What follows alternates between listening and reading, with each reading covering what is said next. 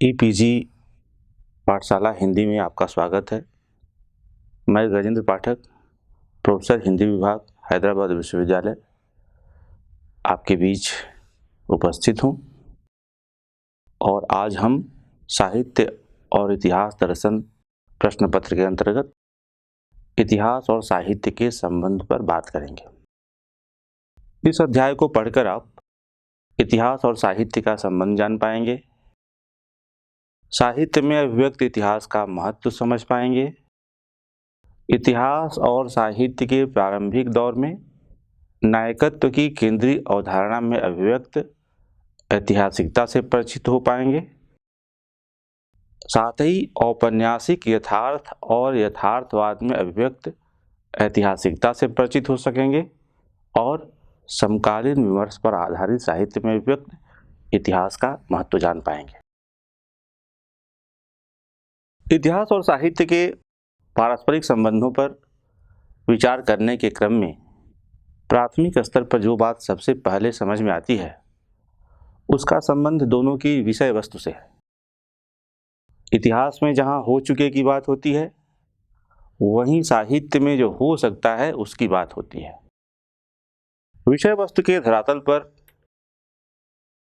इतिहास और साहित्य की इस भिन्नता के बावजूद जो दूसरी बात बेहद महत्वपूर्ण है उसका संबंध समाज से है, समाज की इकाई व्यक्ति से है। जहाँ इतिहास और साहित्य क्रमशः हो चुके और हो सकने की बात करते हैं, वहीं समाज के स्तर पर दोनों उसे समझने की प्रक्रिया में लगभग एक ही तरह की भूमिका निभाते हैं। यह एक बात और उल्लेखनीय है कि समाज की समझ के आधार पर ही इतिहास और साहित्य की रूपरेखा निर्भर करती है।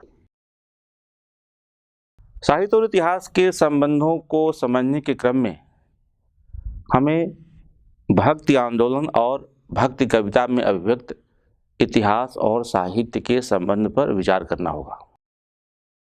भक्ति आंदोलन और भक्ति कविता के हवाले से अनेक इतिहासकारों का इतिहास और साहित्य के संबंध पर विचार करने का एक ठोस आधार है। निश्चय ही यह कविता उस सामंती समय और समाज की आंतरिक उथल पुथल और प्रतिरोध की संस्कृति को समझने के लिए एक ऐतिहासिक साक्ष्य है। अपने मशहूर निबंध भारतवर्ष में इतिहास की धारा में रविन्द्रनाथ ठाकुर ने नानक और कबीर जैसे उपदेशकों के ऐतिहासिक योगदान का मूल्यांकन करते हुए लिखा है कि उन्होंने ध्यान योग से स्पष्ट देखा था कि बिखराव और असंलग्नता के बीच भारत किसी निभृत सत्य पर प्रतिष्ठित है। मध्य युग में एक के बाद एक कबीर जैसे आचार्यों का अभ्युदय हुआ। जो बोझ भारी हो उठा था उसे हल्का करना ही उनका एकमात्र प्रयास था। लोकाचार, शास्त्र विधि और अभ्यास के रुद्ध द्वार पर आघात करके उन्होंने भारत को जगाने का प्रयत्न किया। रविन्द्रनाथ के इस उदाहरण से स्पष्ट है कि साहित्य ने इतिहास की धारा को मोड़ने में किसी भी अन्य अनुशासन से कम भूमिका नहीं निभाई है। यह भी ध्यातव्य है कि जिस भारी बोझ का उल्लेख यहाँ है उसी की ओर संकेत करते हुए हजारी प्रसाद द्विवेदी ने पंडिताई को एक भारी बोझ माना था। बार बार पोथियों को उद्धृत करने वालों द्वारा निर्मित बोझ। कबीर जैसे लोग इस बोझ को अपनी तरह से हल्का करने का प्रयास कर रहे थे। तू कहता कागज की लेखी, मैं कहता आंखें न देखी। टैगोर के इसी निबंध में साहित्य और इतिहास के प्राचीन संबंधों के संदर्भ भी शामिल है। रामायण और महाभारत की कथाओं में छिपे ऐतिहासिक संदर्भों की व्याख्या करते हुए उन्होंने महसूस किया था कि आरंभ में ही भारतवर्ष के दोनों महाकाव्यों का मूल विषय यही प्राचीन सामाजिक संघर्ष अर्थात समाज के भीतर नूतन और पुरातन का विरोध। वे इसी क्रम में इस निष्कर्ष पर पहुंचे थे कि महाभारत की समीक्षा करने से स्पष्ट देखा जा सकता है कि विरोध के बावजूद अनार्यों का मिलन और धर्म मिलन हो रहा था। इस तरह जब वर्ण संकर और धर्म संकर होने लगा, समाज की आत्मरक्षण शक्ति ने सीमा निर्णय करके बार बार अपने को बचाने का प्रयत्न किया। जिसका त्याग संभव नहीं था उसको ग्रहण करके एक वेस्टर्न में बांध दिया था। मनुस्मृति में वर्ण संकर के विरुद्ध जो प्रयास है और मूर्ति पूजा व्यवसायी ब्राह्मणों के प्रति जो घृणा व्यक्त की गई है, उसे पता चलता है कि अनार्यों के साथ रक्त मिश्रण और धर्म मिश्रण स्वीकृत होने पर भी उनका विरोध बंद नहीं हुआ था। टैगोर का यह निष्कर्ष इस बात का प्रमाण है कि वे साहित्य के आधार पर इतिहास के संघर्षों को पहचानने की क्षमता रखते थे। साहित्य में इतिहास का संदर्भ वही पहचान सकता है जो साहित्य और समाज के गतिशील संबंधों पर भरोसा रखता हो।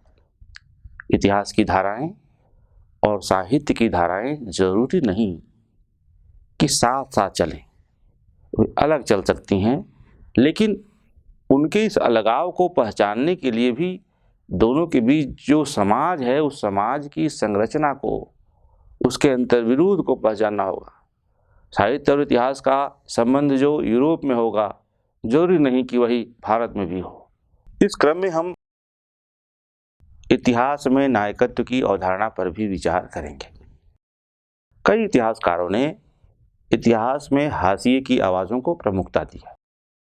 अब तक नायकत्व की पुरानी अवधारणा में उलझी हुई इतिहास दृष्टि हाशिए की इन आवाज़ों को सुनने की इच्छा नहीं रखती थी। यह विचारणीय विषय है कि प्रेमचंद जैसे लेखक हाशिए की इन्हीं आवाज़ों को अपने कथा साहित्य का विषय बनाते हैं। यह विचार करने का विषय है कि साहित्य के इतिहास बोध और सामाजिक और राजनीतिक इतिहास बोध में यहाँ कौन आगे और कौन पीछे है। सामाजिक इतिहासकार जब वैदिक काल का इतिहास लिखते हैं तब उन्हें साहित्य के पास जाने में कोई हिचक नहीं होती। अर्थात जिस समय का कोई इतिहास नहीं है उस समय का साहित्य लेकर अगर इतिहास लिखा जा सकता है, तो फिर जिस समय का इतिहास उपलब्ध है उस समय को उसके साहित्य को लेकर इतिहासकारों के बीच इतनी लापरवाही क्यों है। यहाँ इस बात पर विचार करने की जरूरत है कि सबाल्टर्न के आधार पर जो सामाजिक इतिहास लिखना चाहते हैं वे कई बार साहित्य के पास जाते तो हैं, लेकिन वे लगभग एक परदेसी की तरह जाते हैं। साहित्य के पास जाने का अर्थ होता है साहित्य को साहित्य की तरह पढ़ने और समझने की इच्छा या जरूरत। जिन लोगों के पास यह इच्छा न हो और जो इस जरूरत को नहीं समझते, वे कई बार साहित्य के पास जाकर भी सही निष्कर्ष के साथ वापस नहीं लौटते। इतिहास लेखन के इतिहास और साहित्य के इतिहास पर साथ साथ विचार करते हुए कि दोनों जगह प्रारंभिक चरणों में महानायकत्व की परंपरा का पालन दिखता है। इतिहास के नायक और साहित्य के नायक लगभग एक जैसे रहे। इस प्रसंग में यूनान के प्राचीन साहित्य और इतिहास को याद करें तो प्लेटो का साहित्य की विश्वसनीयता पर सवाल खड़ा करना एक विचारणीय प्रश्न है। होमर जैसे कवियों के बावजूद प्लेटो का साहित्य पर यह संदेह समकालीन राजनीतिक परिस्थितियों के मद्देनजर तत्कालीन परिस्थिति की देन लगती है।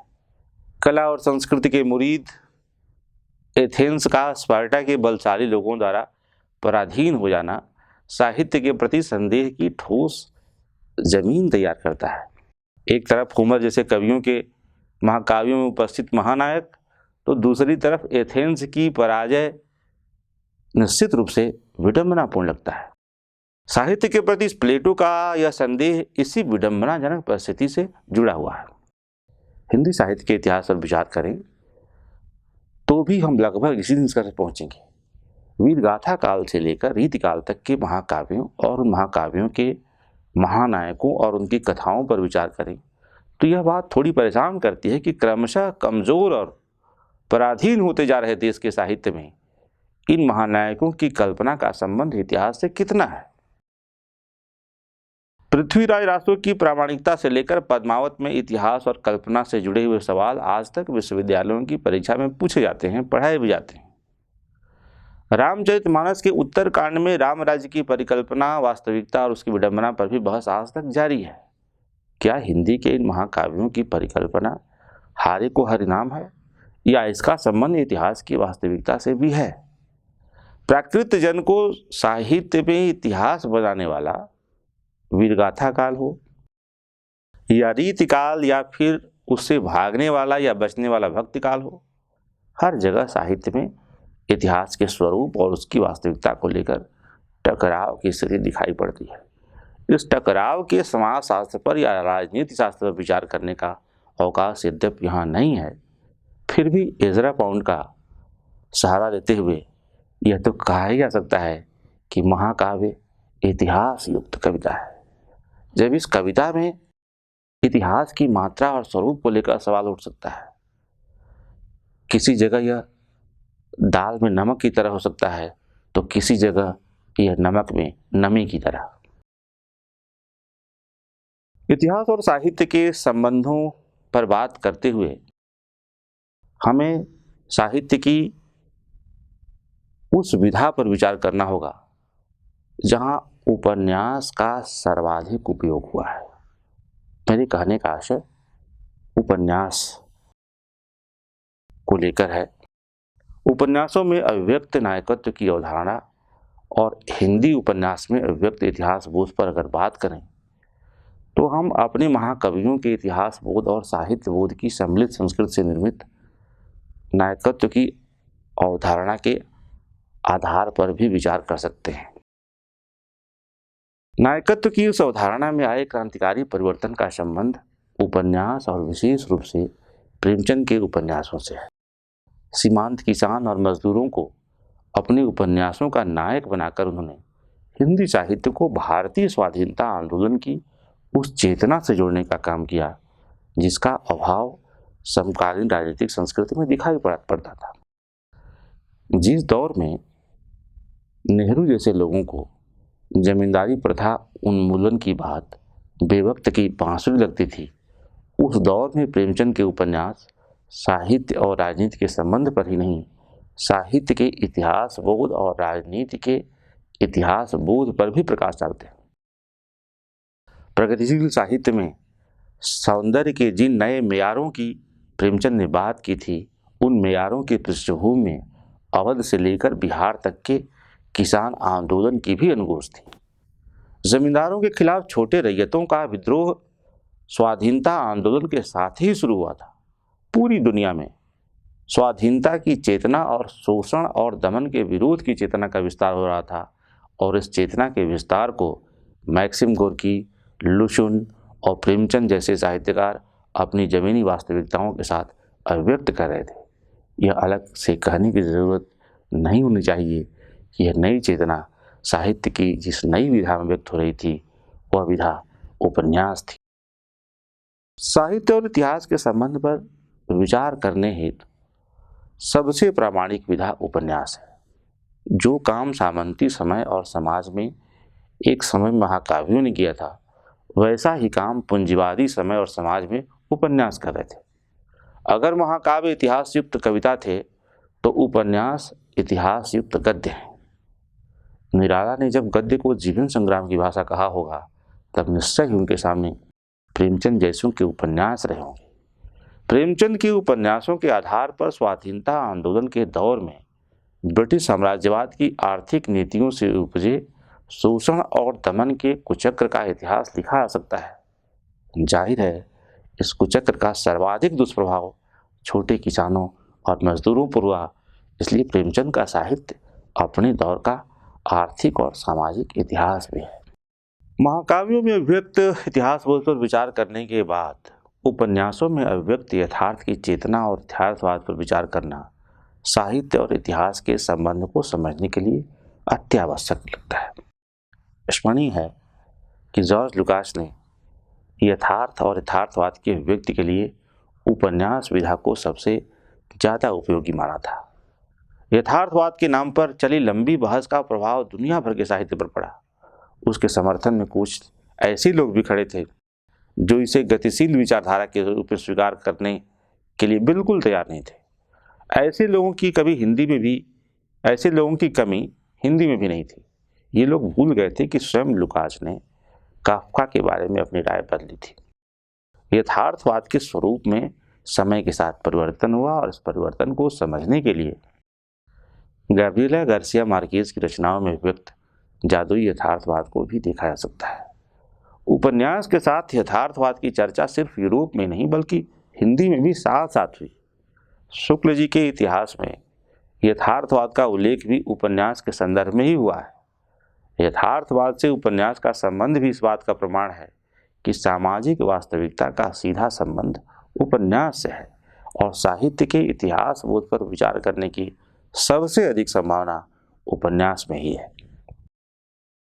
यूरोप में उपन्यास का इतिहास लगभग 300 साल पुराना है। हिंदी में भी उपन्यास लगभग 150 साल पुराना हो चुका है।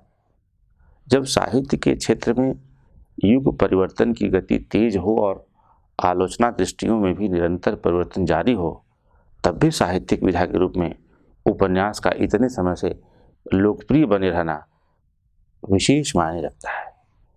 आधुनिक यूरोपीय इतिहास की अंतर्धाराओं को समझने के लिए मादाम बवेरी और अन्ना कारेनिना उपन्यास का एक प्रसंग यहाँ उल्लेखनीय है। अपनी मशहूर पुस्तक इतिहास और आलोचना में सम्मिलित निबंध व्यापकता और गहराई में नामवर जी ने इन दोनों मशहूर औपन्यासिक कृतियों की तुलना करते हुए उसमें छिपे सामाजिक और ऐतिहासिक सत्य को समझने का प्रयास किया था। उन्होंने लिखा कि दोनों की नायिकाएं अपने पति को छोड़कर दूसरे पुरुष की ओर आकृष्ट होती हैं।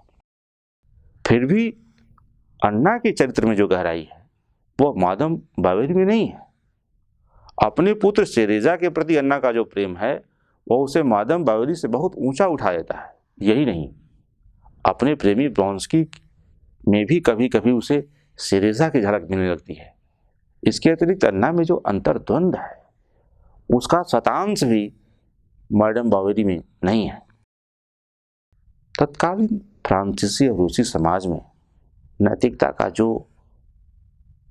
बोझ था, उस बोझ को हल्का करने में मादाम बवेरी और अन्ना कारेनिना जैसे चरित्रों को जिन आंतरिक संघर्षों का सामना करना पड़ा, उसको समझे बगैर यूरोपीय समाज की आधुनिकता को समझना संभव नहीं है। महान उपन्यास महान महाकाव्यों की तरह अमर चरित्रों का सृजन करते हैं। ऐसी रचनाएं जहां एक तरफ साहित्य के इतिहास में अपनी अलग पहचान बनाते हुए कालजयी और विश्वजनीन सिद्ध होती हैं, वहीं दूसरी तरफ अपने समय और समय की विडंबनाओं को अपनी रचनाओं में जगह देने के कारण साहित्य और इतिहास के बीच एक सेतु का भी काम करती है। उपन्यास में यथार्थ की खोज का मतलब है यथार्थ के गतिशील रूप की पहचान और उसकी संभावनाओं की तलाश। इतिहास प्रक्रिया में क्रियाशील वास्तविकता के बदलते रूपों, अर्थों और संभावनाओं की तलाश के कारण ही प्रेमचंद और रेणु के उपन्यास वर्तमान से भविष्य को जोड़ते हैं।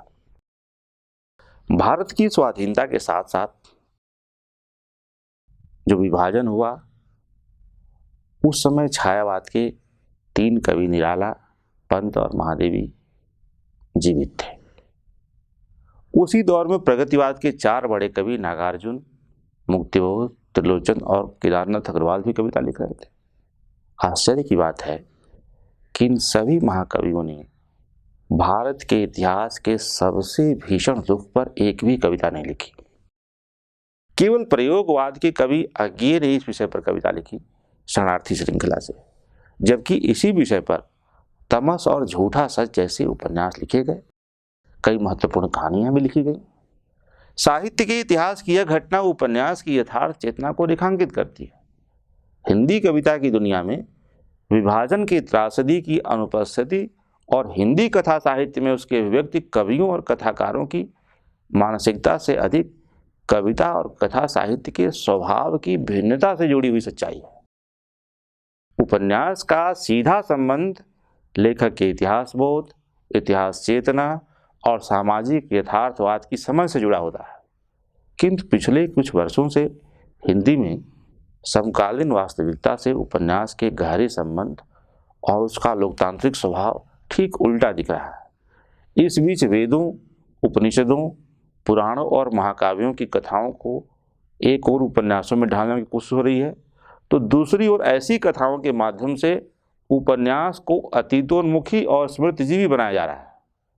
यह एक भविष्योन्मुखी और समकालीनता से जुड़ी विधा को अतीतोन्मुखी रूप देने की कोशिश है।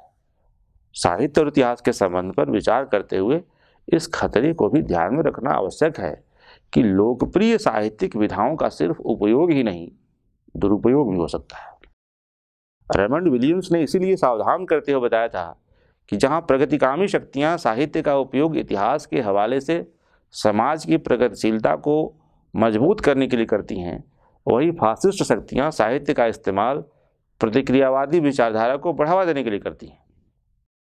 यह भी ध्यान रखना है कि उपन्यास और इतिहास का एक गहरा संबंध लंबे समय से चला आ रहा है। ऐतिहासिक उपन्यासों की समृद्ध परंपरा इस बात का प्रमाण है। आप सब जानते हैं कि बांग्ला में D.L. राय से लेकर हिंदी में वृंदावन लाल वर्मा आदि के उपन्यासों को इतिहास को लोकप्रिय और दिलचस्प बनाने में बड़ी भूमिका रही।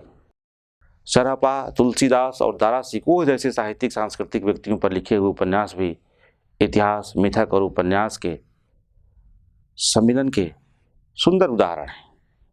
दलित, स्त्री और आदिवासी जीवन की अस्मिता से जुड़ा हुआ लेखन आज हिंदी के लोकतंत्र को विस्तार दे रहा है। इस विस्तार में आत्मकथा के साथ साथ सर्वाधिक लोकप्रिय विधा उपन्यास ही है। साहित्य के इतिहास के इस परिवर्तन के दौर को पहचानने में उपन्यास सबसे आगे हैं। भूमंडलीकरण से पैदा हुई चुनौतियों और पर्यावरण के संकट और सवाल से जुड़े हुए उपन्यास भी अपने समय और इतिहास को पहचानने में महत्वपूर्ण भूमिका निभा रहे हैं। हिंदी साहित्य की भूमिका में आचार्य हजारीप्रसाद द्विवेदी ने हिंदी साहित्य के पास जाने की जरूरत को भारत के 1000 साल के इतिहास को जानने के लिए जरूरी माना था। साहित्य और इतिहास के संबंध में विचार करने के क्रम में इस बात को भी ध्यान में रखना आवश्यक है। निष्कर्ष के तौर पर हम कह सकते हैं, साहित्य और इतिहास के संबंध पर विचार करते हुए निष्कर्ष के तौर पर हम यह कह सकते हैं कि इस बात को लेकर कोई संशय नहीं होना चाहिए कि साहित्य और इतिहास का पारस्परिक संबंध बहुत सघन है। विभिन्न विधाओं में लिखा गया भिन्न भिन्न समय का साहित्य न केवल उस दौर की समाज व्यवस्था से हमारा परिचय कराता है, बल्कि अधिकतर समय में इतिहास लेखन को भी सहयोग देता है। भक्ति काल की कविताएं समकालीन सामंती मनोवृत्ति और सामाजिक जीवन के उद्वेलन को समझने का महत्वपूर्ण आधार प्रदान करती हैं। नायकत्व आधारित वीरगाथा काल की कृतियों के साथ इतिहास का गहरा जुड़ाव दिखाया जा सकता है। इतिहास बोध और साहित्य बोध की सम्मिलित संस्कृति से निर्मित महाकवियों के नायकत्व की अवधारणा उपन्यास विधा के आगमन से परिवर्तित हुई। सामाजिक यथार्थ की अभिव्यक्ति उपन्यास का महत्वपूर्ण उपक्रम बना। यथार्थ की अभिव्यक्ति के साथ साथ इतिहास बोध और इतिहास चेतना से भी उपन्यास का गहरा जुड़ाव होता है। विधात्मक शिष्टाचार के अधीन हर एक विधाएं अपने समय के इतिहास बोध से समन्वय बनाए रखने में लगभग अपनी तरह से प्रयास करती हैं। साहित्य और इतिहास के संबंध पर विचार करने के क्रम में यदि हम कुछ रचनाओं को ध्यान में रखें तो एक तरफ हमें प्रेमचंद पर विचार करने की जरूरत दिखाई पड़ती है। प्रेमचंद के गोदान को अगर आप लें तो आपको दिखाई पड़ेगा कि किस तरह से होरी के माध्यम से उन्होंने अपने समय में एक सीमांत किसान, एक छोटे किसान के दुख की जो बहुआयामी गाथा है उसको अभिव्यक्त करने का प्रयास किया है। होरी धीरे धीरे जिस व्यापक गुलामी का शिकार हो रहा है और जिस गुलामी में उसकी मृत्यु होती है, यह तय कर पाना मुश्किल होता है कि उसकी गुलामी उसके दुख के वास्तविक कारण सीधे सीधे कौन है? गुलामी की जो बहुस्तरीयता है, रामविलास जी ने लिखा कि भारत में जो साम्राज्यवाद आया वह सामंतवाद के कंधे पर सवार होकर आया। साम्राज्यवाद के सामने सुविधा यह थी कि वह सामंतवाद का उपयोग कर सकता था। आप याद करें, राजा राम मोहन राय ने जब सती प्रथा का विरोध किया था तब उन्हें इस बात को लेकर बहुत गहरी चिंता थी कि अंग्रेजी सरकार सती प्रथा का विरोध तो दूर, समर्थन करने के लिए तैयार थी। उन्हें आश्चर्य होता था कि जो अंग्रेजी सरकार आधुनिकता की बात करती है, जो ब्रिटिश सरकार स्त्रियों की स्वाधीनता की बात करती है, वह सती प्रथा जैसे दकियानुसी और कुत्सित प्रथाओं के विरोध में कानून लाने का साहस क्यों नहीं करती। ये इस बात का प्रमाण है कि साम्राज्यवाद का जो चरित्र होता है वह कभी भी प्रगतिशील नहीं होता। लगभग वही स्थिति सामंतवाद की है। रामविलास जी इस बात को समझ रहे थे कि दोनों की मूल मंशा लगभग एक ही होती है। आप गोदान में आप देखें, राय साहब और ब्रिटिश साम्राज्यवाद, ये दोनों लगभग मिले हुए। इसी के साथ साथ बुद्धिजीवी का चरित्र, बुद्धिजीवियों के चरित्र पर कार्ल मार्क्स ने लिखा है, गांधी जी ने विचार किया है, बाबा साहब अम्बेडकर ने विचार किया है, और सब लगभग अलग अलग विचारों के बावजूद इस बात से सहमत हैं कि किस तरह से बुद्धिजीवी लगभग कोई क्रांतिकारी काम करने की इच्छा नहीं रखता, और वह भी जो व्यवस्था है उस व्यवस्था के साथ चलने में ही सहूलियत महसूस करता है। प्रोफेसर मेहता जैसे चरित्र गोदान में इसके प्रमाण हैं। तो राजसत्ता मतलब साम्राज्यवाद, सामंतवाद और बुद्धिजीवी, तीनों के गठबंधन को गोदान में प्रेमचंद ने सामने रखा है, और ये तीनों गठबंधन किस तरह से साधारण किसान और मजदूर की विडंबना को, उसकी त्रासदी को समझना तो दूर, बल्कि उसे अंत तक उस स्थिति में पहुंचाते हैं जहां से उसका पूरा लौटना मुश्किल लगता है। होरी की मृत्यु लगता है कि भारत के साधारण किसान की मृत्यु है। 1936 में प्रकाशित उस उपन्यास में केवल 1936 के किसान का नहीं, बल्कि हजारों साल के भारत के किसान का दुख, उसकी पीड़ा, उसकी विडंबना दिखाई पड़ती है। आप किसान जीवन से जुड़े इस उपन्यास को सामने रखें और बंकिम के प्राण मंडल को आप याद करें। सामान्य निबंध में जो उन्होंने प्राण मंडल की बात की, प्राण मंडल भी लगभग वही है जो होरी है।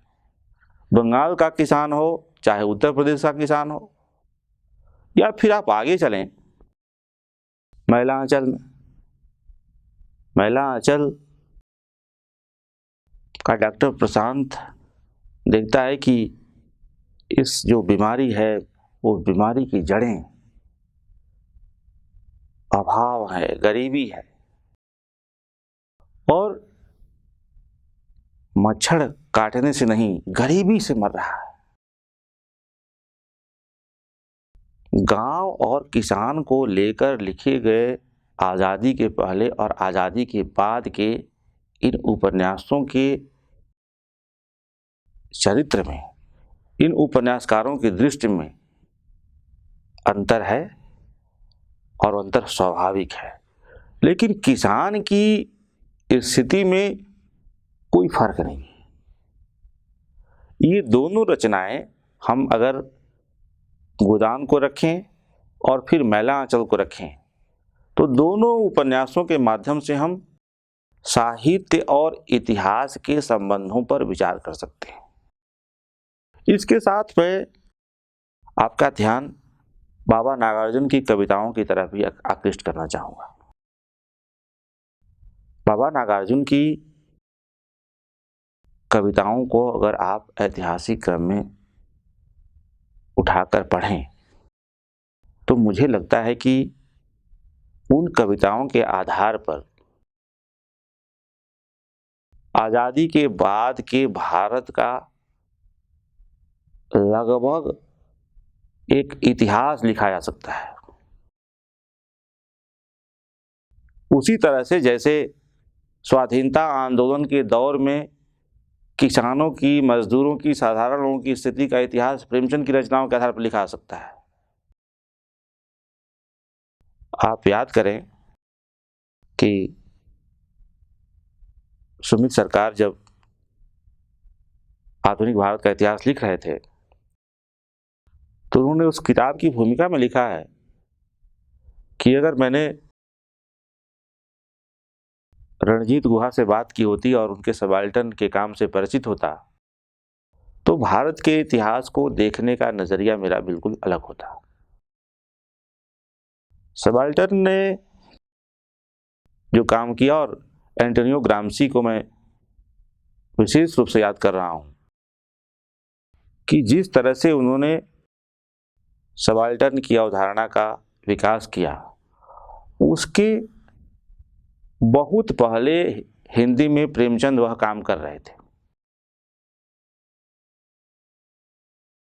विचारधाराएं अपनी जगह पर होती हैं, साहित्य अपनी जगह पर होता है, इतिहास अपनी जगह पर होता है। कई बार कौन आगे निकल जाएगा, कौन पीछे रह जाएगा, यह कहना मुश्किल होता है।